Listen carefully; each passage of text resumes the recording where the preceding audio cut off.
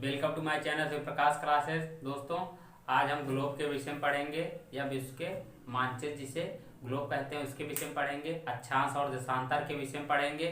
चलो दोस्तों, देखते हैं कौन कौन सी देशांतर रेखा या अक्षांश रेखा महत्वपूर्ण है। ये 0 डिग्री देशांतर दोस्तों, ये 0 डिग्री अक्षांश रेखा है। 0 डिग्री अक्षांश रेखा, 0 डिग्री अक्षांश या विषुवत रेखा है दोस्तों। इसका दो नाम है दोस्तों, ये 0 डिग्री 0 डिग्री अक्षांश कहिए या विषुवत रेखा कहिए, ये इक्वेटर कहिए, ऐसे लैटिट्यूड कहिए। अब दोस्तों, ये 0 डिग्री अक्षांश है।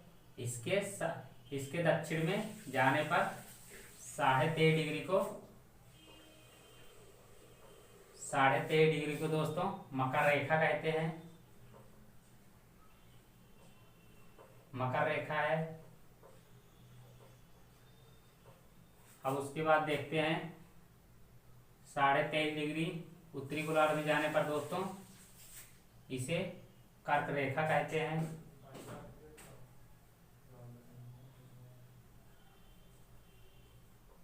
कर्क रेखा हो गया दोस्तों। उसके बाद यहां पर दोस्तों 66.5 डिग्री को आर्कटिक सर्कल कहते हैं, आर्कटिक वृत्त।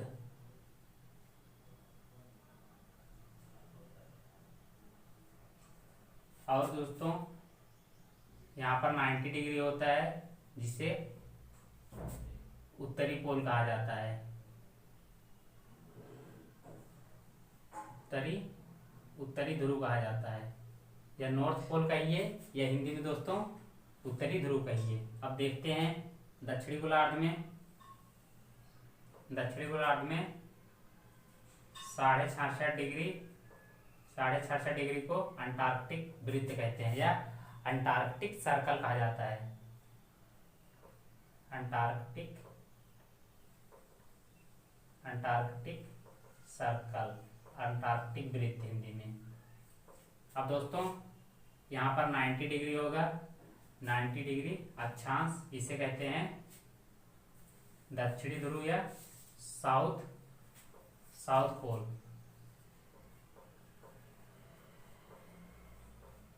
दक्षिणी ध्रुव।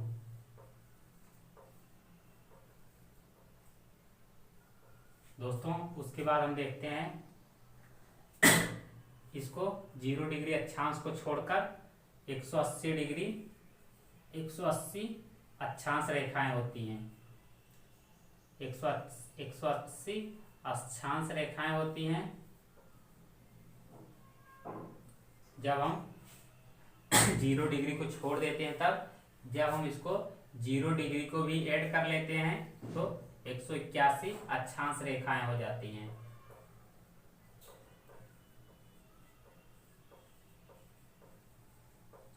आपके एग्जाम में जैसे आए वैसे लगा देना। 100 पूछेगा 180 अक्षांश रेखाएं होती हैं तो 181 नहीं रहे तो 180 लगा देना, नहीं तो 181 अक्षांश रेखाएं हो तो 181 लगा देना। क्योंकि दोस्तों 0 डिग्री को भी एक हम अक्षांश रेखा ही मानते हैं, क्यों भले ही ये 0 डिग्री क्यों ना हो। अब दोस्तों अब देख लेते हैं, जहां पर पहले देख लेते हैं तीनों महाद्वीप से कौन सी रेखा गुजरती है। तीनों महाद्वीप में दोस्तों तीनों रेखाएं ऐसे है जो एक ही महाद्वीप से गुजरती है, वो अफ्रीका महाद्वीप है।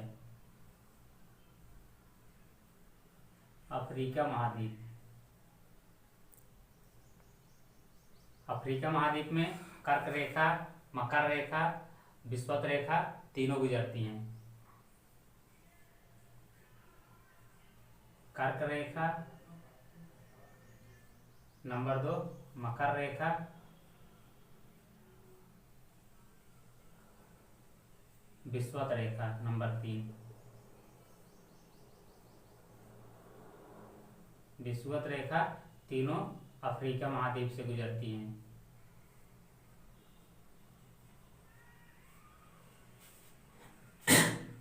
दोस्तों उसके बाद हम देखते हैं लिम्पोपो नदी जो है मकर रेखा को काटती है, जो अफ्रीका महाद्वीप में है।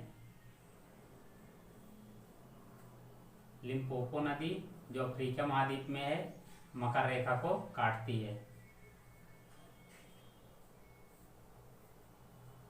मकर रेखा को काटती है। अब देखते हैं दूसरा क्वेश्चन, जो कांगो नदी है वो विषुवत रेखा को काटती है। कांगो नदी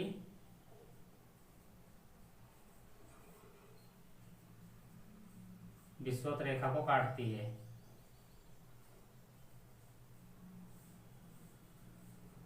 विषुवत रेखा काटती है। दोस्तों एक बार चलो जल्दी से मैं आपको रिवीजन करवा देता हूँ। 0 डिग्री अक्षांश को विषुवत रेखा भी कहते हैं, या इंग्लिश में इसे 0 डिग्री कहते हैं। उसके बाद इंग्लिश में इसे इक्वेटर भी कहा जाता है। 13.5 डिग्री नॉर्थ को कर्क रेखा कहा जाता है, जिससे जो भारत से भी गुजरती है कर्क रेखा। 13.5 डिग्री दक्षिण अक्षांश को मकर रेखा कहा जाता है, जो कि दक्षिणी गोलार्ध में पड़ती है। 66.5 डिग्री अक्षांश को दक्षिणी गोलार्ध में आर्कटिक वृत्त कहा जाता है। 66.5 डिग्री अक्षांश को उत्तरी गोलार्ध में आर्कटिक वृत्त कहा जाता है। 90 डिग्री अक्षांश को उत्तरी ध्रुव कहा जाता है। 90 डिग्री अक्षांश को दक्षिण में दक्षिणी ध्रुव कहा जाता है। दोस्तों अक्षांश रेखाओं की संख्या दोस्तों 180 होती है। उसके बाद जब इसमें हम 0 भी जोड़ देते हैं तो अक्षांश रेखा की संख्या 181 हो जाती है। अफ्रीका ऐसा महाद्वीप है जो कि वहां से तीनों रेखा गुजरती हैं, कर्क रेखा भी, मकर रेखा भी, विषुवत रेखा भी। दोस्तों लिम्पोपो नदी मकर रेखा को 2 बार काटती है, जो कि अफ्रीका महाद्वीप में स्थित है नदी। उसके बाद कांगो नदी विषुवत रेखा को काटती है। दोस्तों आप लोग इसे नोट डाउन कर लीजिए। चलो दोस्तों अब देख लेते हैं उच्च दाब कहाँ पर होता है, निम्न दाब कहाँ पर होता है। दोस्तों जैसे जानते हैं विषुवत रेखा इक्वेटर पर थ्रू आउट ईयर पूरे साल भर सूर्य की किरणें बिल्कुल सीधी पड़ती हैं, जिसके कारण से यहाँ पर निम्न दाब होता है। मैं दोस्तों लो प्रेशर शॉर्ट में लिख रहा हूँ, इसका मतलब होता है लो प्रेशर। यहाँ पर दोस्तों सूर्य पूरे साल भर चमकता रहता है, सीधा तिरछी नहीं किरण होती, जिसके कारण यहाँ पर निम्न दाब होता है, क्योंकि यहाँ पर वेपराइजेशन या दोस्तों वाष्पीकरण की दर बहुत ज़्यादा होती है, जिस कारण से आप लोग देखते होंगे जो वन होते हैं या ज़्यादा महत्वपूर्ण, जैसे कुछ महत्वपूर्ण दोस्तों पशु पाए जाते हैं या पौधे पाए जाते हैं या वन होते हैं, इसी इक्वेटर के आसपास में हरी आपको दिखता है। दोस्तों 23.5 डिग्री को हाई प्रेशर कहते हैं। हाई प्रेशर का मतलब दोस्तों यहाँ पर वर्षा कम होती है, इक्वेटर से कम वर्षा यहाँ पर कम होती है। उसके बाद दोस्तों यहाँ पर लो प्रेशर होता है आर्कटिक सर्कल पे या आर्कटिक वृत्त पे। दोस्तों इसका मतलब नहीं है कि हर एक स्थान पे सूर्य ही पूरे ईयर चमकता रहता है, इसका मतलब है इसके 90 डिग्री उत्तरी अक्षांश के कंपैरिजन में तुलना में यहाँ पर लो प्रेशर होता है। यहाँ का तापमान अधिक होता है, यहाँ का तापमान ज़्यादा होता है। यहाँ का तापमान अधिक होता है, यहाँ का तापमान कम होता है दोस्तों, इसीलिए इसे कहते हैं हाई प्रेशर। अब दोस्तों देख लेते हैं इसी तरह 23.5 डिग्री उत्तर को हाई प्रेशर कहा जाता है। उसके बाद 66.5 डिग्री को दोस्तों लो प्रेशर कहा जाता है, क्योंकि दक्षिणी गोलार्ध में 90 डिग्री जो अक्षांश रेखा है इसके कंपैरिजन में, इसकी तुलना में यहाँ पर तापमान ज़्यादा होता है 66.5 डिग्री पर। उसके बाद 90 डिग्री या 90 अक्षांश पर टेम्परेचर लो होता है, इसको हाई प्रेशर कहते हैं। दोस्तों आप लोग ऐसे समझ सकते हैं, एक बार लो प्रेशर कर दीजिएगा, उसके बाद एक बार हाई प्रेशर कर दीजिएगा, फिर एक बार लो प्रेशर, फिर हाई प्रेशर, इसी क्रम में दक्षिण में भी करना है। एक बार आप लो प्रेशर कर दीजिए, उसके बाद हाई प्रेशर कर दीजिए, फिर लो प्रेशर कर दीजिए, फिर हाई प्रेशर कर दीजिए। इस तरह से क्रमगत में आप कर देंगे तो आपको पता चल जाएगा कहाँ पर लो प्रेशर है, कहाँ पर हाई प्रेशर है, और मैंने इसका कारण तो आपको बता दिया किस कारण से इक्वेटर पर लो प्रेशर होता है, पोल पर क्यों हाई प्रेशर होता है। दोस्तों हाई प्रेशर का मतलब होता है वहाँ पर ठंड है, वहाँ पर वेपराइजेशन या वाष्पीकरण की दर भी निम्न है, उसके बाद सूर्य की किरण वहाँ पर सीधी नहीं पड़ती है, तिरछी पड़ती है। दोस्तों अब देख लेते हैं अक्षांश से और महत्वपूर्ण कौन कौन से क्वेश्चन बनते हैं। यहाँ पर दोस्तों लगभग 10 डिग्री है, 10 डिग्री उत्तर और 10 डिग्री दक्षिण को दोस्तों शांत कटिबंध कहा जाता है। ये दोनों मैं 10 डिग्री लिख दे रहा हूँ, 10 डिग्री एन, 10 डिग्री यस लिख दे रहा हूँ। इसका मतलब होता है 10 डिग्री उत्तर, 10 डिग्री दक्षिण। इसे दोनों को शांत कटिबंध कहा जाता है, इंग्लिश में डोलड्रम कहा जाता है, शांत कटिबंध।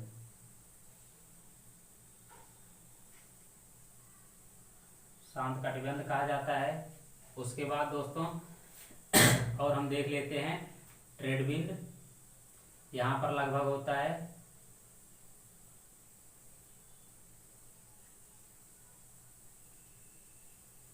जिसे दोस्तों मैं लिख दे रहा हूँ 23 डिग्री उत्तर, 30 डिग्री दक्षिण को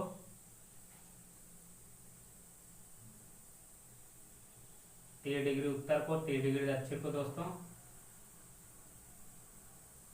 ट्रेडविंड कहा जाता है, या दोस्तों इसे व्यापारिक हवाएं कहा जाता है। मैं इसे लिख दे रहा हूँ यहाँ पर खींच के, इसे 23 डिग्री उत्तर 23 डिग्री दक्षिण को व्यापारिक हवा कहा जाता है, व्यापारिक अक्षांश कहा जाता है दोस्तों।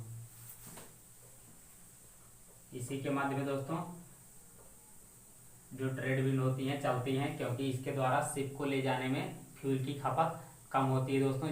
जिस साइड से हवा चलती है, इसी कारण इसे सुविधाजनक होने के कारण इसे व्यापारिक पवन या व्यापारिक अक्षांश कहा जाता है दोस्तों। चलो दोस्तों अब देख लेते हैं, मैंने गलती दोस्तों मिटा दिया था 10 डिग्री नॉर्थ को, मैं इसे मिला दे रहा हूँ दोस्तों।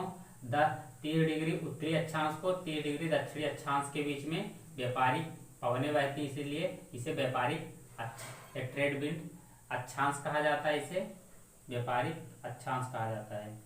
इसी के माध्यम में दोस्तों व्यापारिक हवाएं बहती हैं।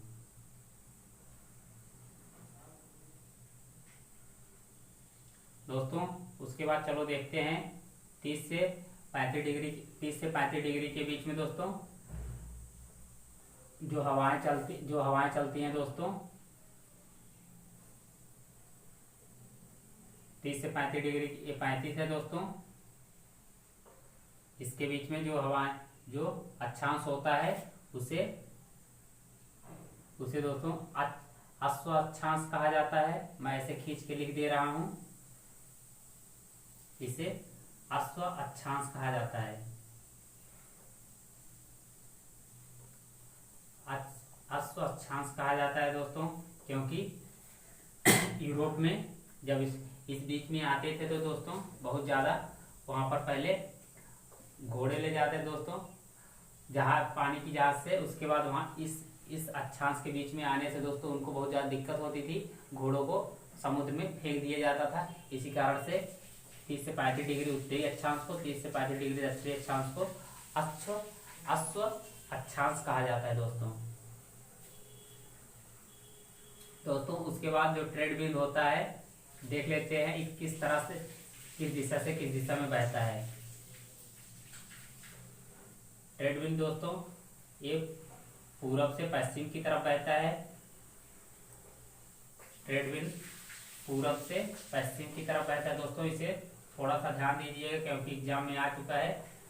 व्यापारिक पवनें किस दिशा में बहती हैं। व्यापारिक पवनें पूर्व से पश्चिम दिशा की तरफ बहती हैं। इसका दोस्तों डिग्री है 30 डिग्री उत्तर से 30 डिग्री दक्षिण के बीच में जो हवाएं चलती हैं उसे व्यापारिक पवनें कहा जाता है दोस्तों। आप लोग इसे नोट डाउन कर लीजिए। चलो दोस्तों अब देख लेते हैं देशांतर रेखा।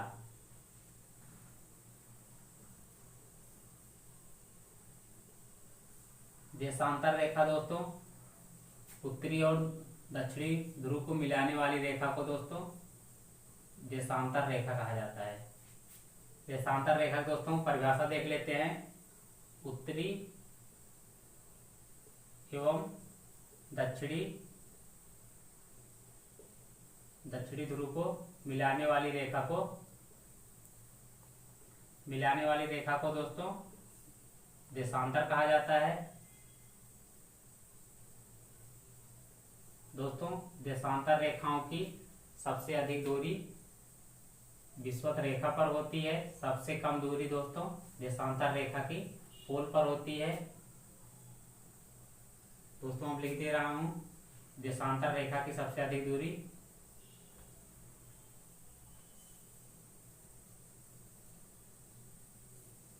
देशांतर रेखा की सबसे अधिक दूरी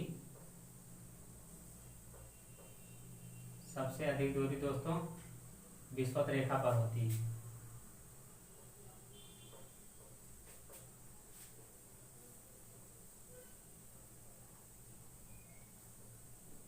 विषुवत रेखा पर होती है।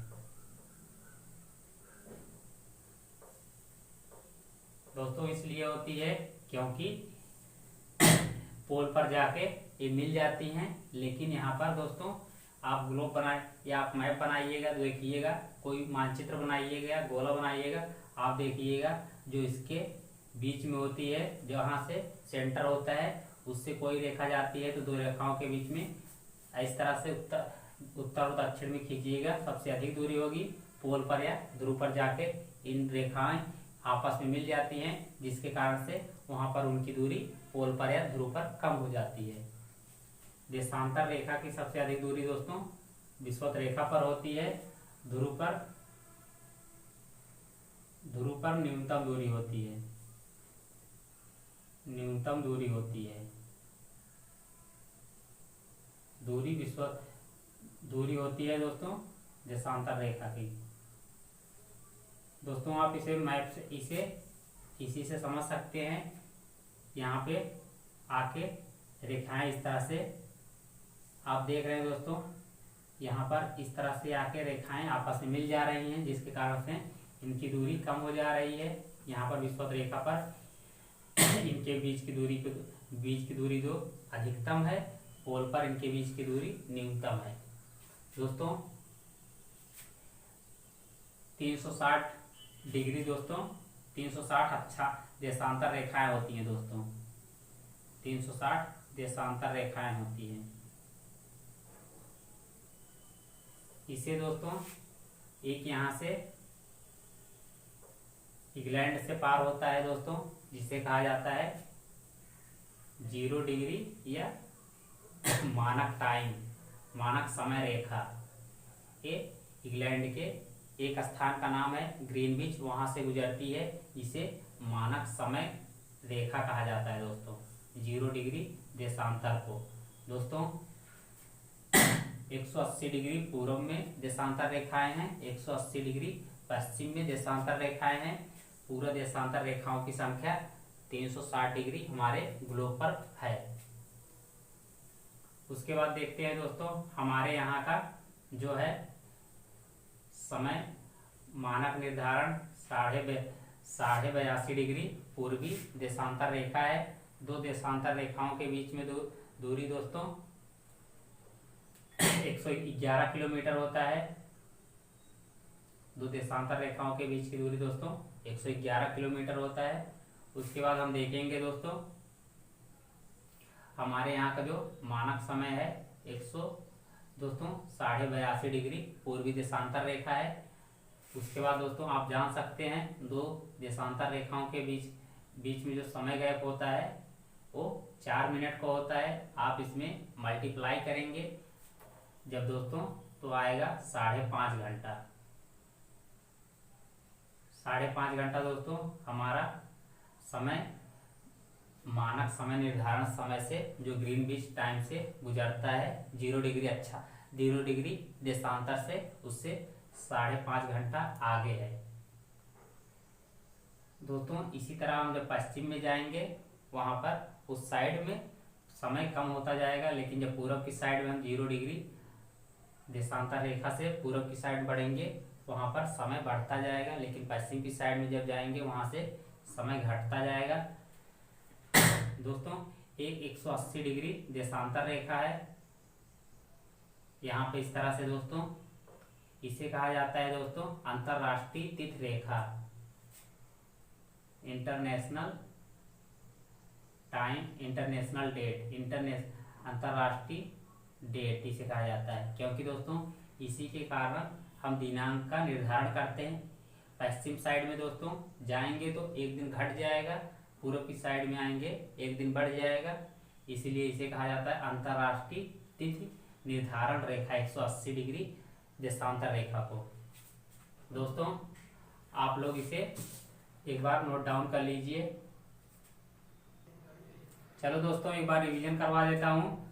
जो दो देशांतर रेखाओं के बीच की अधिकतम दूरी विषुवत रेखा पर अधिक होती है 111 किलोमीटर या 111.3.2 किलोमीटर होती है, जो कि देशांतर रेखा की विषुवत रेखा पर सबसे अधिक दूरी होती है। उसके बाद दोस्तों अक्षांश, दो अक्षांश रेखाओं के बीच की दूरी दोस्तों 111 किलोमीटर पूरे ग्लोब पर होती है, क्योंकि ये एक क्रम से ही है, कहीं पर मिल नहीं रहे हैं दोस्तों। लेकिन विषुवत रेखा पर देशांतर रेखाओं की सबसे अधिक दूरी होती है 111.3.2 किलोमीटर, इनकी सबसे अधिकतम दूरी होती है दोस्तों। उसके बाद मैं आपको एक बार फिर से रिवीजन करवा दे रहा हूँ। 82.5 डिग्री पूर्वी देशांतर रेखा को भारत का समय निर्धारण कहा गया है। उसके बाद जो प्रधान यमुनोत्तर से 5.5 घंटा आगे है दोस्तों। 0 डिग्री को अक्षांश रेखा या विषुवत रेखा कहा जाता है। 23.5 डिग्री को मकर रेखा कहा जाता है।